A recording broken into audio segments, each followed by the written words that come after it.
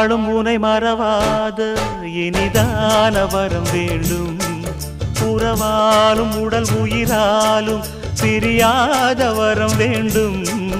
விழியோடு இமை போலே விலகாத நிலை வேண்டும். இணையான இளமானே துணையான இளமானே, இணையான இளமானே துணையான இளமானே.